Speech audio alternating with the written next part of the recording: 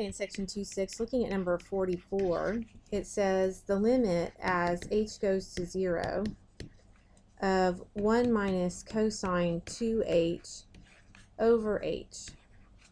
Now, this looks very familiar to the theorem that we looked at. In the theorem, it was the limit as theta goes to 0 of 1 minus cosine theta over theta is equal to 0. This is the theorem 2 that we were given.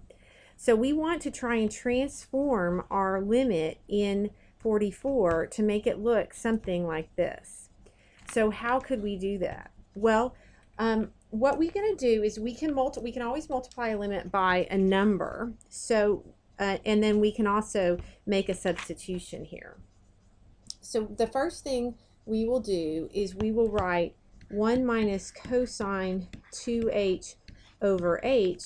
We're going to multiply that by 2 over 2.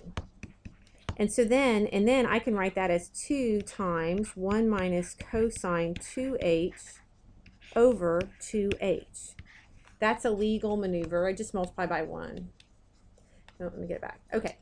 And so then what I'll do is I will let theta equal 2h.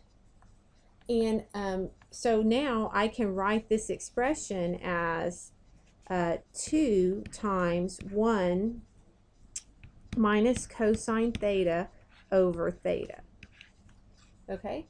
And so what happens then is if since theta is equal to 2h, when h goes to 0, theta will also go to 0, because you would just plug 0 in for h and you would get 0 for theta. So that's all fine, because we just have, it's just a multiple of h.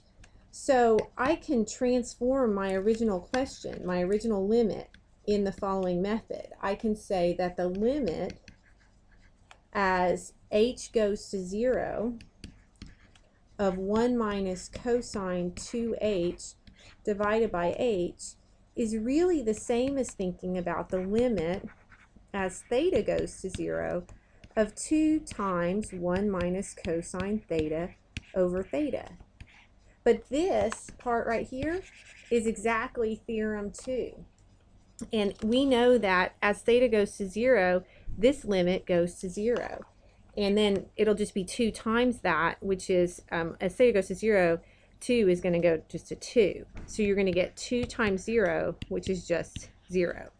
So that's a careful argument for how you would work this problem.